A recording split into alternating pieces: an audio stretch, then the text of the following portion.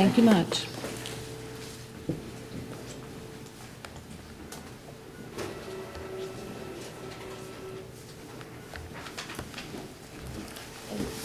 Do you have a CD on your computer? Like a conditional discharge? Okay. If not, we probably need one, so.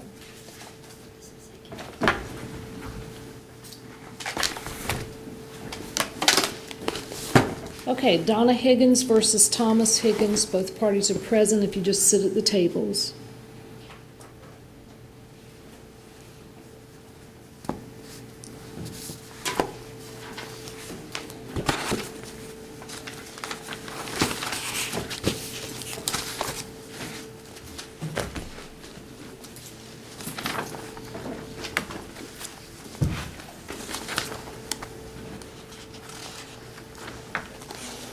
Okay, I think this is Ms. Higgins' motion for contempt. So Your Honor, there was a motion for, Oh, I'm sorry. Can she get the headphones?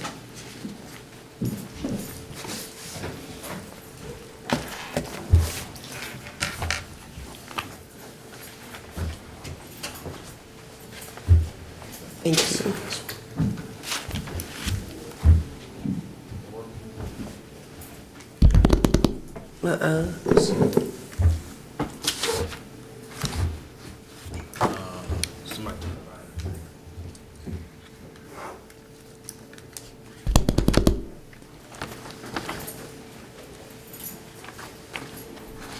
Your Honor, there was a motion filed in January pursuant to an order that you entered on December the 7th, 2016. That order was never appealed, or the time for appeal is passed subsequent to our filing a motion for contempt for noncompliance with your order of December 7th, which was for the maintenance award of $50,000 and the remaining balance on the business note of $67,212 and attorney's fees. You also ordered that respondent list for sale the farmhouse at 5413 Billtown Road within 7 days. He was contacted by the realtor, but there was no cooperation. I do have a listing contract with me we just picked Craig Meyer because he's in that area. We don't have any, and we know he's good, that's all we know. There's no prejudice as far as that goes. But at this point, Mr. Higgins has suspended any payment of the business note, and there's maintenance award that is a judgment, which we're just trying to collect. And there's liens on the real property, but there's been no compliance with your order at all whatsoever. At one point, Mr. Higgins at least was up to date with the business note, but he hasn't paid that for several months. Since October. The maintenance award, we had reached that agreement at the Court of Appeals and subsequently dismissed the appeal. Right. He had so many days to pay that, which he did not pay as well. Okay, if each of the parties will raise your right hand, please. Do you swear or affirm to tell the truth, the whole truth, and nothing but the truth? I do. Okay, Ms. Higgins, you heard your attorney's representations to the court. Is all of that correct? Yes. So you've not received any payments at all since October? Right. Okay. And as far as you know, Mr. Higgins has failed to list the property at 5413 Billtown Road for sale. Right. Mr. Higgins, what do you want to say about all this? Well, it all starts back to the beginning of this whole deal, when I told you something was seriously wrong with me, and it was. I was poisoned. I was poisoned in 2010, and I was poisoned in 2012. And when I burned up in that fire the other day, which scared the hell out of anybody, it might have cleared my mind a little bit, but this whole thing, none of it makes sense. None of it.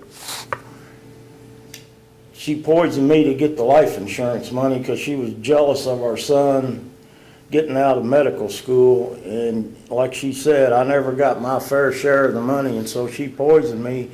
And I questioned her about it. And when she gave me that food that night, I said, there ain't no poison in this. She said, no, because she never feeds me. And there was poison that night. That's the second time she poisoned me, and it was a double dose. Because I went out in the garage at 4 o'clock in the morning. No, it was 3 o'clock, because I usually get up at 4 or 5. And I puked blood and shit blood all over my bathroom out there. And my eyes, they was like the devil. And I was been confused ever since then. And not be able to walk, not be able to work. I've had all kinds of epidurals in my head and my spine, my legs, my arms. I showed you where my arm turned purple, and you didn't say, well, it ain't nothing. All my muscles are ruined. I'm ruined for life. And I asked her even after that, and she says, oh, I don't know, I might have been in a chemo fog. I don't know if I poisoned you or not. She never denied it. I think everything's null and void. We can start all over. Or else we can go to criminal court, or she can take a polygraph test, or something. Something ain't right. My son was next door. He seen me go through all this. He knows exactly what happened. Is your son here today? No. He's a doctor. I don't think he can testify for a family member. I don't know. Tell me about... Well, if it wasn't for him, I'd be dead. If it wasn't for the EMS people that took me to the hospital, I'd been dead, and the treatment and the epidurals. This ain't been easy. Even, I know I come in here and you said, I don't see nothing wrong with you, but the guards downstairs, they said, what the hell you doing here? You look like you need to be in a hospital or something. You can't even reach in your pockets to get stuff out of your pockets. You can't get your wallet out. What's the matter? I said, well, the wife's suing me. She said, I beat the hell out of her and all this stuff that morning. She was in bed that morning. She said that. It was 7 o'clock. She's always up at 7. And I come home, there wasn't nobody there. And this poison, if you read about it, it just keeps getting progressively worse through the years until maybe if you're lucky, it'll get better. In my case, it did start getting better, but not until a month ago. Tell me about the fire. You said you were in a fire? I was welding on a Sunday afternoon, and I had insulated pants on, and the sparks caught the inside of the flannel lining on fire. And I looked down, I felt heat, but I couldn't see because it was inside my pants. And then all of a sudden they erupted, and the flames shot all the way up to my head, and it burnt the foam on my tennis shoes.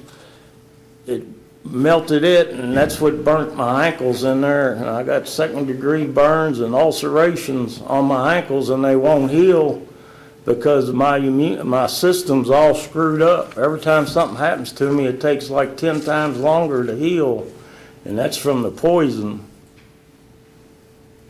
My arm, they said it would never turn back the right color.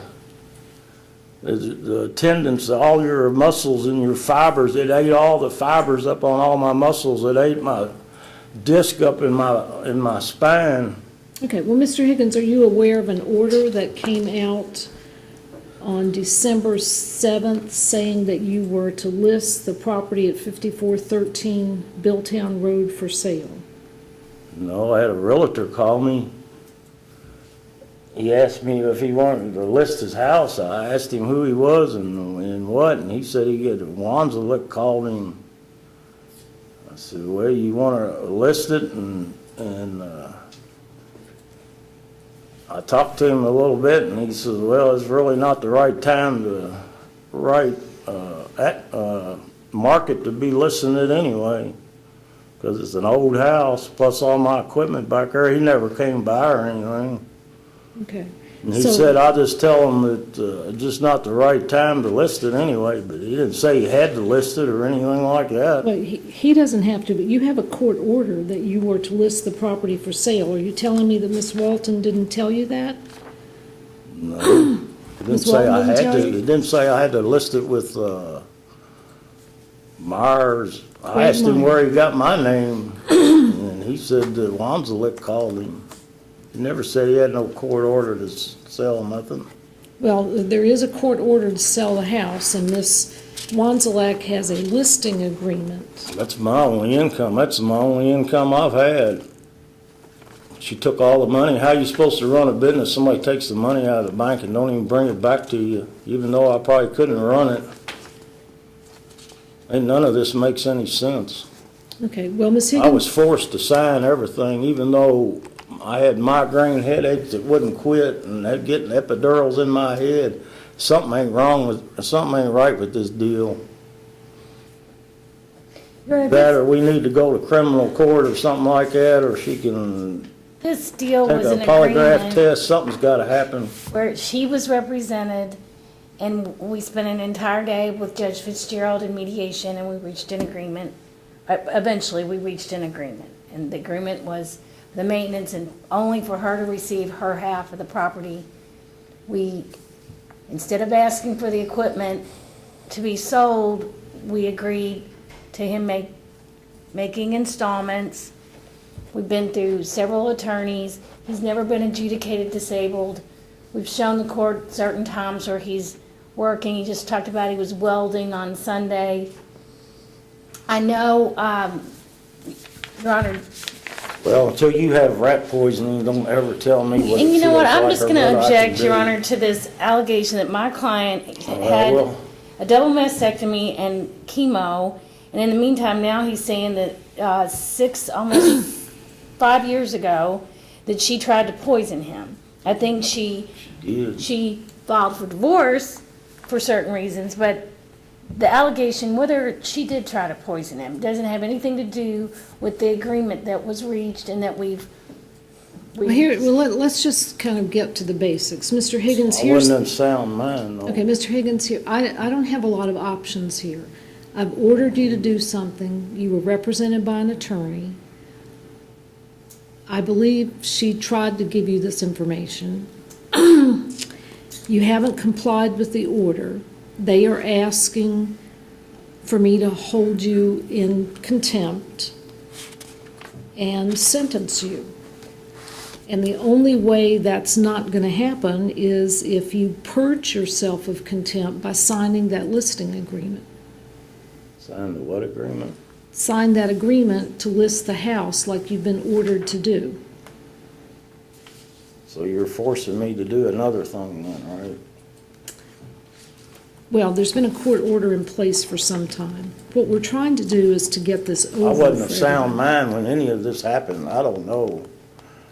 I'm just now getting back to walking. I've tried. I know, and I would hate to put you in jail if you're not feeling well. Well, I'm because- not going to jail. I can't go to jail. I've had my ankles irrigated 3 times a day, bandages changed 3 times a day. If it gets infected, they gotta cut my legs off. Serious burn, both ankles. Okay, so do you want to purge yourself of contempt by signing that listing agreement? I've signed it, but I Yeah, do Ms. it, I Wanzley, do why it don't- under, Why don't you give it to Deputy Taylor?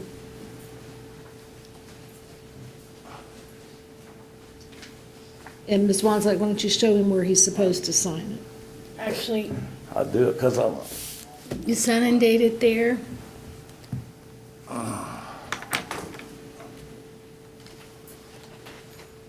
if you poison your husband and you got divorced, No. you told Donna, I'll show you how to take him to the Oh, my cleaners. goodness gracious. Well, no.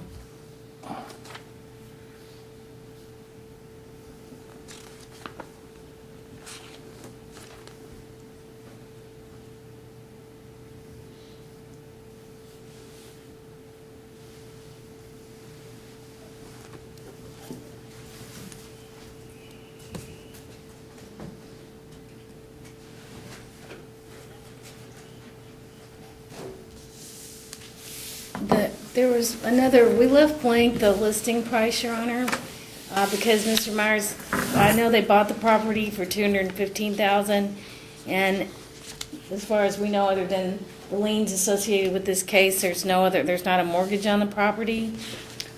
So if Mr. Higgins had any input as to what he believes the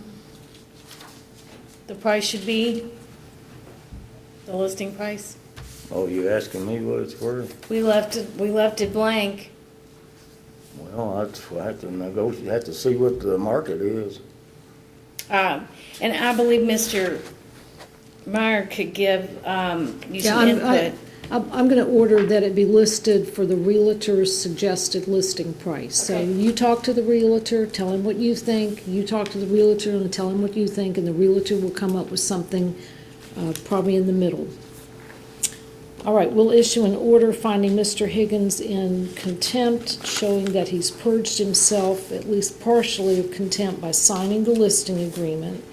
And Mr. Higgins, I'm going to order that you cooperate with this sale.